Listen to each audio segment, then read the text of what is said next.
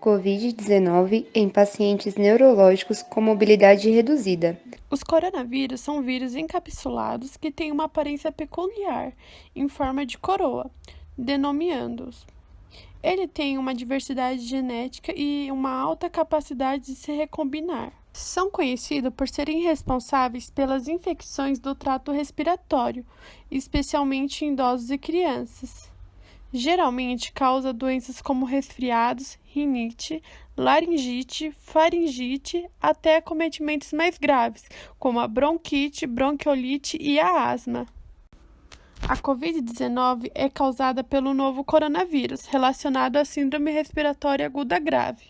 Pessoas acima dos 50 anos com comorbidades, particularmente hipertensão, diabetes mellitus, doenças cardiovasculares, doenças cerebrovasculares e doença pulmonar obstrutiva crônica, além de indivíduos com câncer, tumores, doença pulmonar crônica grave, como fibrose cística, asma grave, doença pulmonar obstrutiva crônica grave, e doenças raras e pacientes com doenças neurológicas devido à imunidade mais baixa, tornando-os mais suscetíveis a serem contaminados. A sua transmissão ocorre quando o indivíduo contaminado espirra, tosse ou fala. Como isso acontece? Ocorre a liberação de pequenas gotículas onde elas podem entrar em contato com os olhos, boca ou a via respiratória de um indivíduo saudável. Essas gotículas podem se espalhar por até 2 metros. Além dessa forma de transmissão, de pessoa para pessoa, também pode ocorrer o contágio através de superfícies ou objetos que foram previamente contaminados, como celulares, notebook, maçanetas, corrimão e sacolas. Nestes casos, a transmissão pode ocorrer quando o indivíduo toca em algum desses objetos e em seguida toca os olhos, boca ou nariz. Os sintomas são muito semelhantes de uma gripe, como a tosse seca, cansaço, febre e a falta de ar. Alguns pacientes podem apresentar outros sintomas, como a coriza, dor de garganta, vômitos, dor abdominal e a diarreia. Muitas pessoas podem não ter o sintoma e não sentirem que estão doentes. Esse vírus pode gerar manifestações nos mais diversos órgãos do corpo. Apesar de muitos associarem apenas com acometimentos respiratórios, devido à rápida evolução da síndrome respiratória aguda grave, podemos encontrar acometimentos também no fígado, intestino e rins.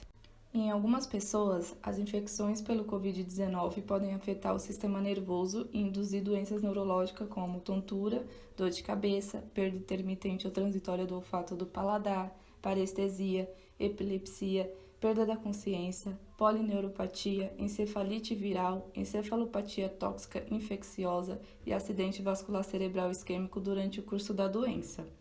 Alguns estudos mostraram que pacientes com formas mais graves da Covid-19 geralmente apresentam sintomas neurológicos associados. Portanto, é importante também ter atenção para esses sintomas.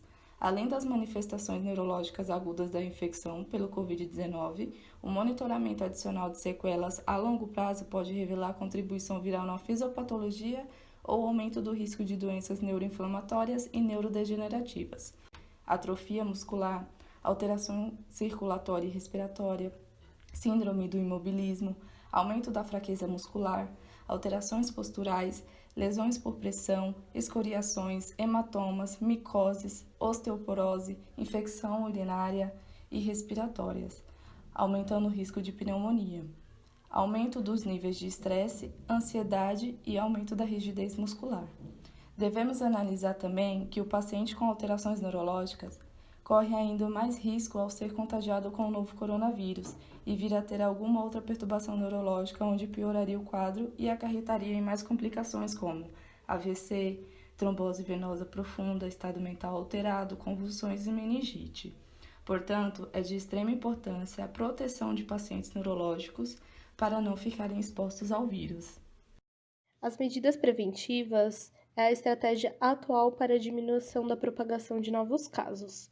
É de extrema importância que os pacientes e cuidadores sigam medidas como a higienização frequente de mãos com água e sabão ou álcool em gel. Sempre que for necessário sair de casa, a pessoa deve fazer uso das máscaras de proteção. Se houver a necessidade de sair de casa, é recomendado fazer o uso do álcool em gel 70%, evitar lugares com aglomerações, evitar o contato da mão na boca, nariz e olhos. Ao chegar em casa, é preciso lavar as mãos, trocar de roupa e não se esquecer de desinfetar os sapatos, celulares, chaves, óculos e bolsa. Ao tossir ou espirrar, deve-se cobrir a boca com lenços descartáveis ou a parte interna do seu antebraço.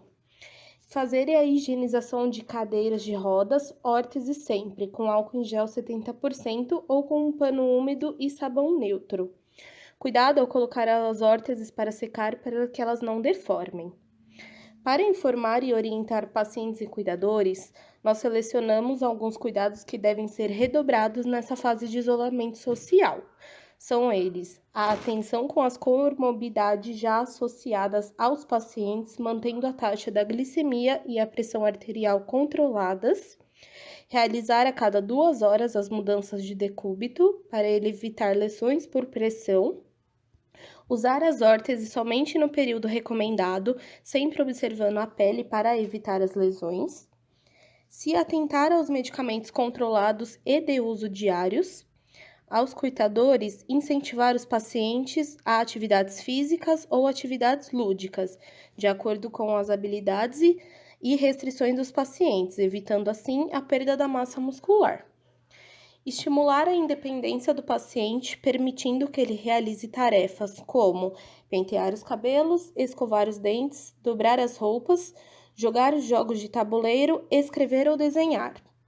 Manter uma alimentação saudável e se hidratar bem, e por fim, ter cuidado com o risco de quedas ou acidentes. Dicas de exercícios para se fazer em casa pelo menos 3 vezes na semana. Com o paciente deitado com os pés apoiados na cama, solicitar que ele eleve o quadril desencostando da cama. O paciente deve realizar 3 séries com 10 repetições. Segurando o cabo de uma vassoura, com o tronco ereto e os membros inferiores bem apoiados no chão. Solicitar que o paciente realize um movimento de rotação de tronco de um lado para o outro. O paciente deve realizar 3 séries com 10 repetições de cada lado. Segurando uma bola sentado com o tronco, solicitar que o paciente realize um movimento de rotação do tronco de um lado para o outro, iniciando com os membros superiores abaixados de um lado, elevando e, após, abaixando do outro lado. O paciente deve realizar 3 séries com 10 repetições de cada lado.